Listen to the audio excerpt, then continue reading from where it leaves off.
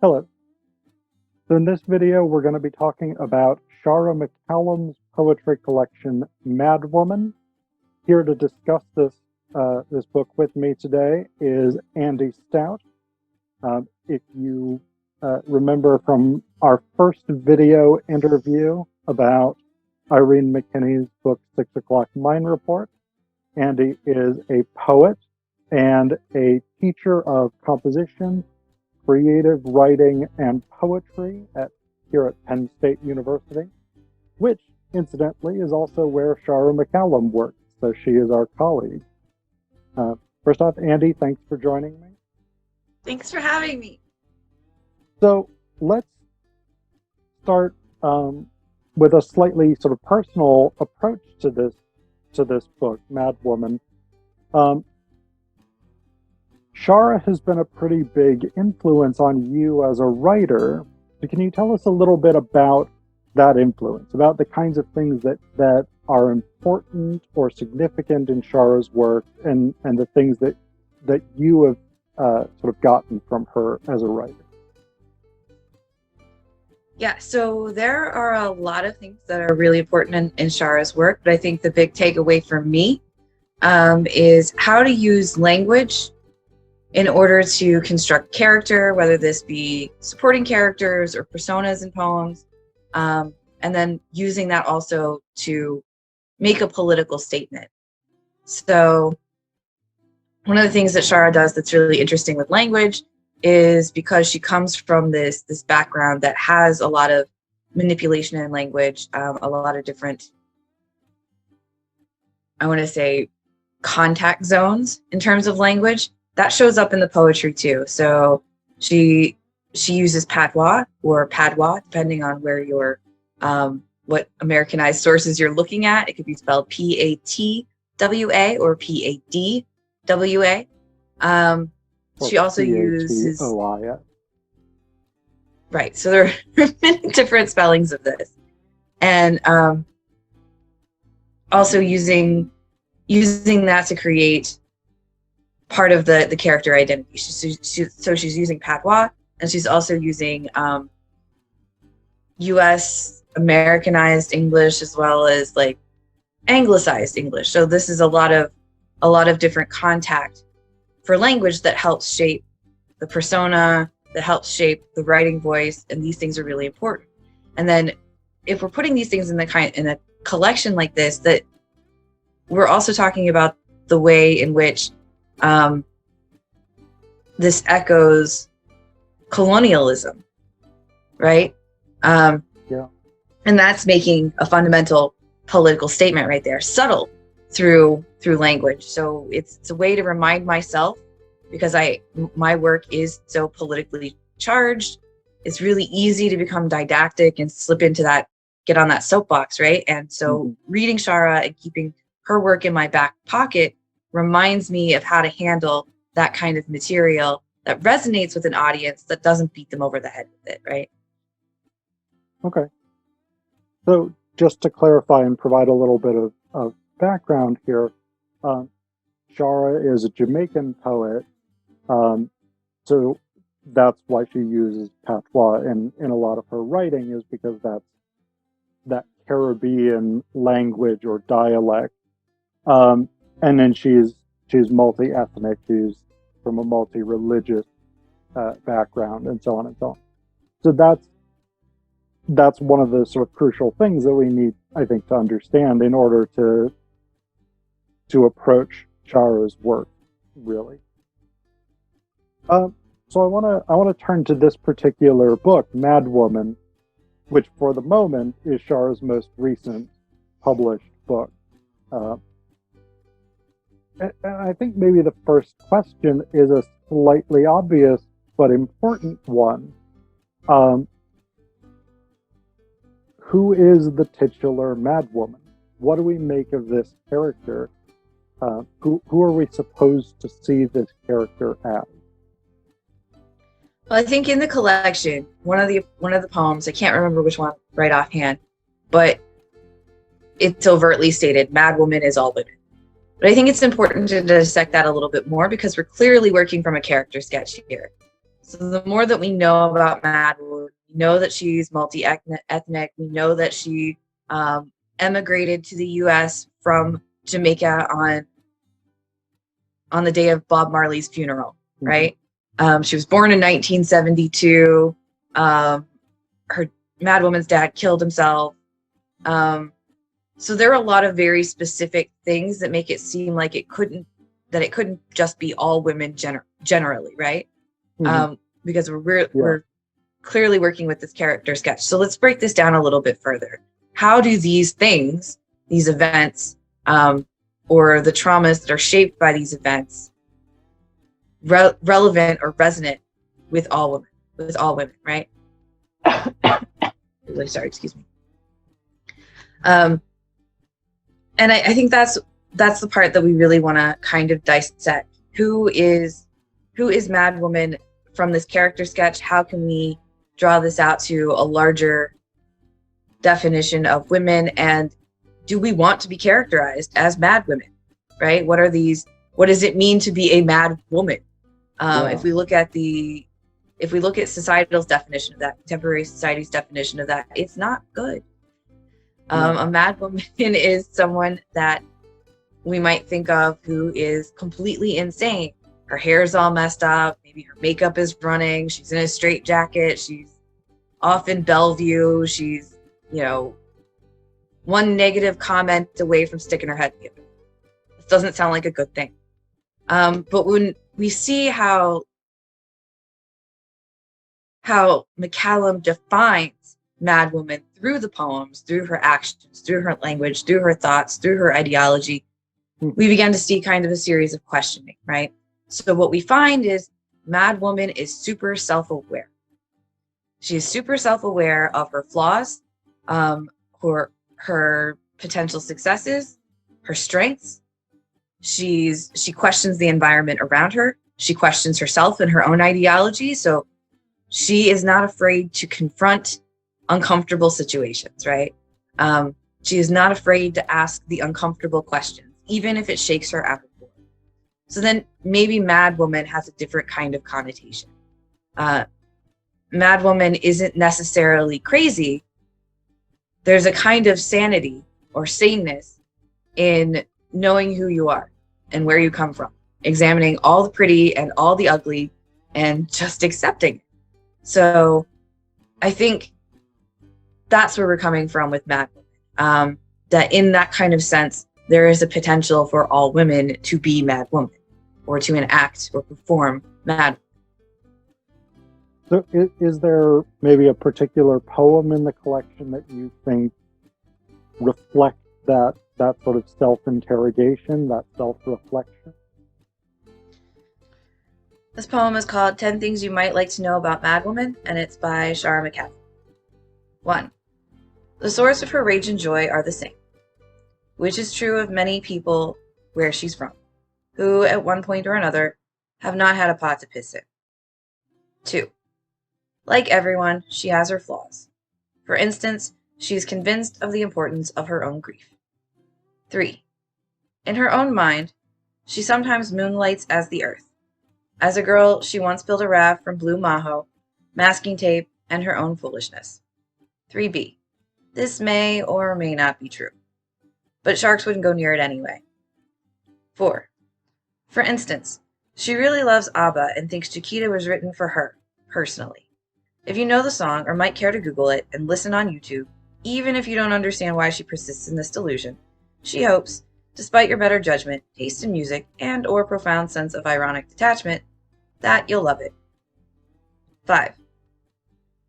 While she has little actual faith, having lost most of it somewhere in a gully, perhaps in a big rainstorm that took place sometime in her childhood, which is her usual guess for everything, and therefore cannot in good conscience recommend to you the act of praying.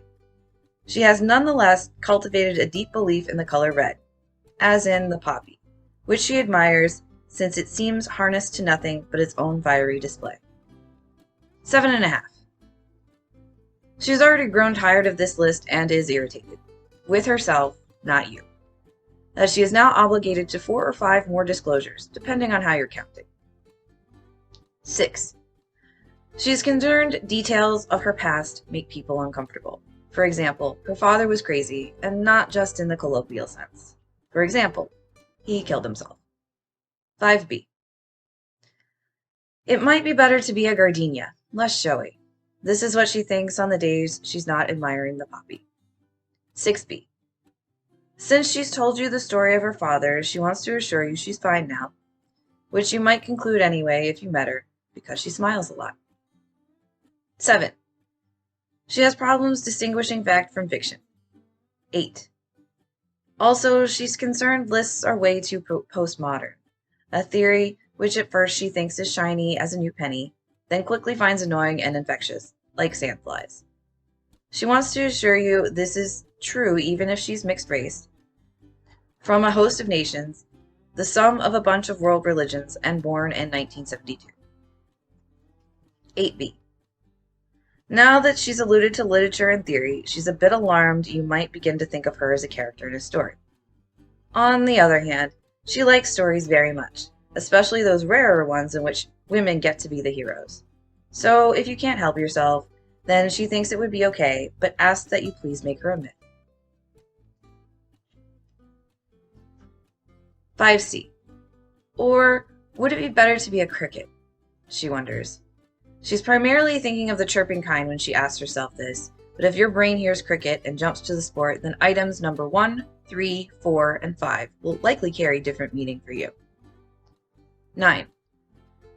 She's pleased the numerical value of the Hebrew word chai, meaning life, is 18 because she happens to have been born on October 18th. She's always liked coincidences like this one, or that her name means poetry and song, Hebrew again, or that she emigrated from Jamaica to the US on the day of Bob Marley's funeral. She thinks 18, therefore, must be an omen, which is useful because even if she doesn't believe in signs, this gives her an exit strategy. And she's always heard it's a good idea to quit while you're ahead, presuming you're ahead. 10. Okay, now she's concerned that last item was too hopeful, too perfect, or was trying too hard. All of the above, or none of them, she can't quite put her finger on it. 10b. But more importantly, she's worried if you've been paying attention, you've likely figured out she's confused about many things. For example, math, God, the hegemony of ice cream over all other desserts, memory, parental love, her defense of wearing dresses in winter, all endings, but notably those of poems and people, winter itself, all other types of love, the universe, origins, eternity, and so on. I think one of the critical poems in the collection is 10 Things You Might Like to Know About Madwoman, where we essentially get a list of different things that encompass or shows us who Madwoman is, right? And it's written in third person. So we get, she is this, she thinks this, or she perceives this. And that's still a kind of Madwoman critiquing Madwoman. So this is sort of a meta collection, it seems. And I think in there that's where we really learn that born in 1972 is Madwoman. She emigrates from the US, or she immigrates from Jamaica to the US on the day of Bob Marley's funeral. We learn about Madwoman's dad. We see that Madwoman is, although she has a lot of exposure to religion, she's curious about it. She wants to know more about it. Ultimately, she's not someone who subscribes to a specific faith. But she is devoted to the poppy and the color red, right? And that seems much more manageable than maybe these larger abstractions. So we see Madwoman valuing the concrete. So I think that's where we learn the most about ourselves and our relationship with Madwoman, where we can start making connections and identifying through that list. Okay.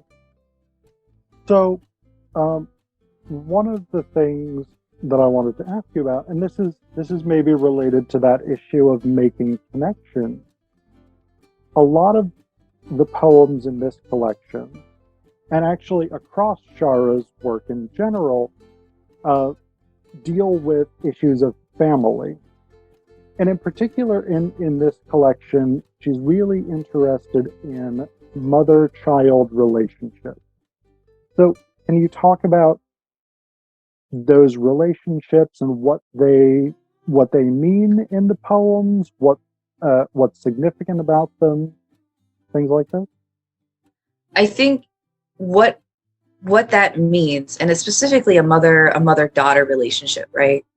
And I think what that means is different based on each individual poem, right? And then what they symbolize as a collection, right? And it's the mother-daughter relationship is basically a field of landmines, because you have all of these patriarchal constructions that also weigh in on the way that we communicate to each other. So Madwoman, we come to understand, is both a mother and has a mother, right? So she understands both sides of these coins. I can't say that of myself. Yes, I have a mother, but I am not a mother myself. So I don't know that I fully understand where Madwoman is coming from on a personal level, about that relationship to the mother-daughter and being in the mother position.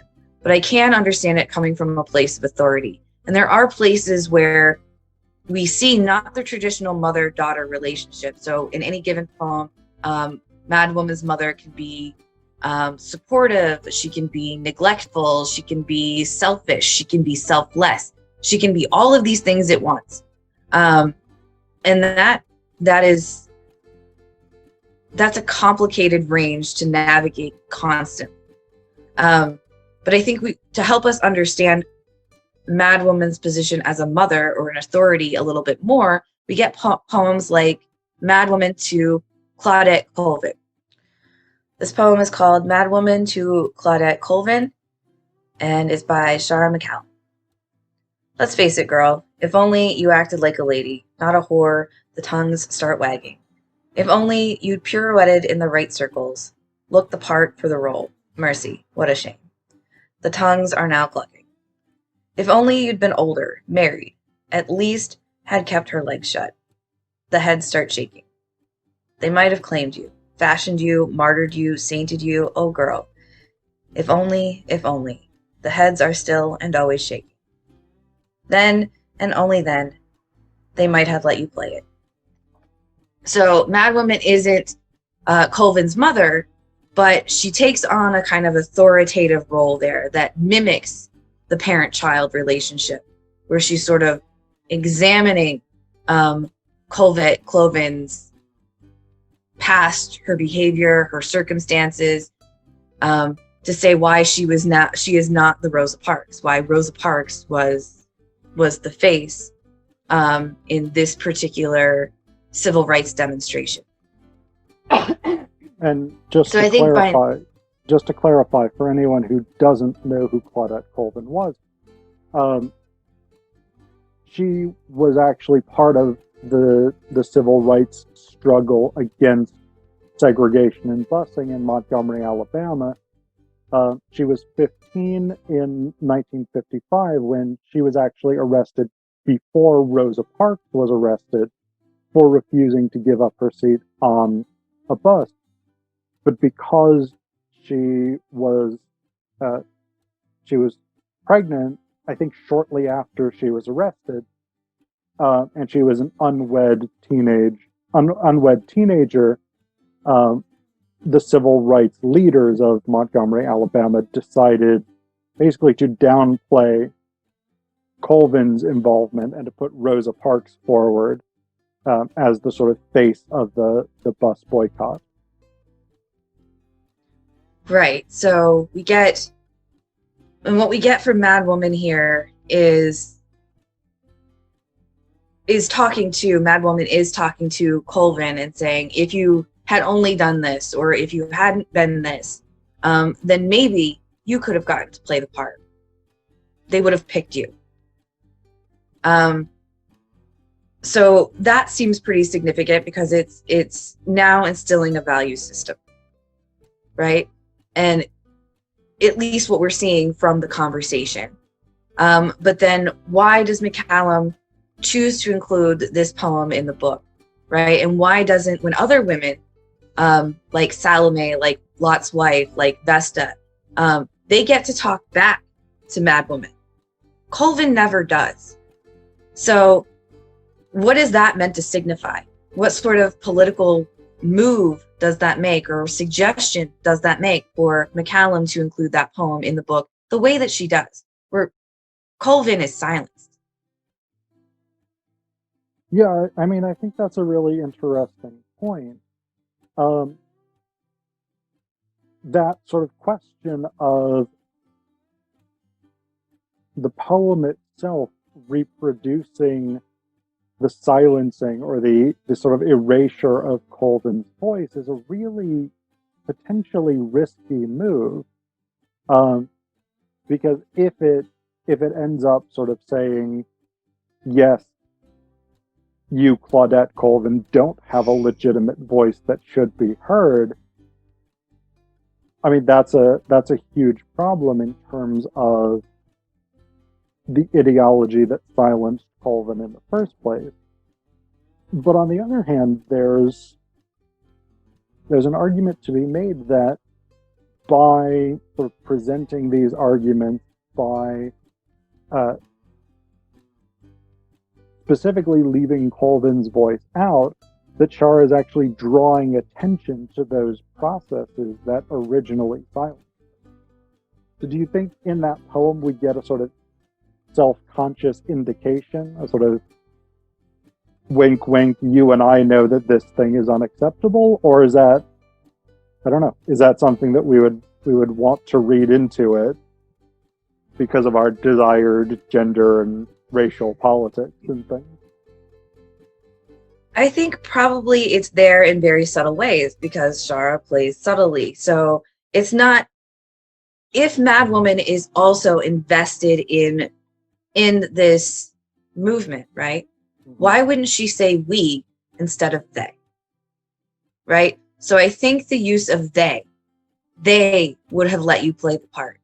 Makes the most noise here, because that shows a kind of connection between the two women. And she's already set up that parental tone with Colvin, right? It's an us against them thing now. So there's a fracture even within the movement itself. Okay, so that's really interesting. I want to sort of shift back somewhat to something that you had said earlier, when you were talking about the various ways in which Madwoman's mother is depicted, because that's one of the things that, not that specifically, but that sort of, that movement, that variance, is one of the things that really strikes me about this collection. This is a set of poems full of reversal, full of transformation. I keep coming back to this term metamorphoses, because there are actually some Ovid references in there. So that idea of metamorphosis, of a fundamental change or a shift in direction, I think is really central to these poems. So could you talk about that as a theme in this collection? Yeah, there's a lot of switchbacking here. So we see that this metamorphosis sometimes comes in terms of like personal growth or situational growth, but then also we can see this left turn going somewhere if there's an obstacle, to get around it or to navigate it more effectively. And I think this probably mimics the ways in which we form identity. It is a very messy process, right? And there's a lot of, I'm going head first, full speed. Oh crap, there's a wall. Now what do I do with this? All right, let me stop, rethink. Do I turn left or right here to get around it, to make sense of it? So I think a lot of this is sort of mimicking the internal, the interior self, right? And we have a lot of fractures within the self, as it is, as Madwoman's forming her identity, coming in contact with that education through the colonial system. having, resources extracted. There's this kind of fear of the other here because it will hurt you. And there's, and trying to get past all of this too. So trying to sort through a lot of this, what we might call original trauma, and trying to navigate that to create a cohesive identity that makes sense, that can exist in the world, that resonates, that can survive. So I think part of these reversals are highlighting these methods of survival, of the self, of the psyche, of the identity. Yeah, I definitely think that's an element of this. I'd also maybe point out that this idea of like changeability, instability, is stereotypically, at least, a way we think about madness. This sort of shifting, unstable psychological foundation. But I think you're absolutely right. And I think this is one of the crucial points, is that it's not Madwoman experiences these sort of changes and these sort of shifts in perspective and these sort of reversals and metamorphoses and things because she's mad. She experiences them because she's human. And that's part of the human condition in some ways. So I think that's a great insight here. But the other thing that I think is really interesting related to that sort of question of shifts and reversals is just looking at this collection visually. Because on the page, you have a lot of different formats for these poems. So there's actually places where, for instance, on one page, you'll have a poem with very distinctly broken up lines. And then on the facing page, you'll have a prose poem that's very sort of solid and dense. So, and then you've also got more sort of traditional free verse type poems where everything is down the left-hand margin with the lines going over. So what do you make of just the sort of visual components of this collection and that variation? It looks very chaotic, right? So, and it depends on the poem and which form is going to best suit that. You always want to, when you're thinking about the shape of a poem, you want to think about what structure is going to best complement the message that you're trying to deliver, right? And I really has a handle on.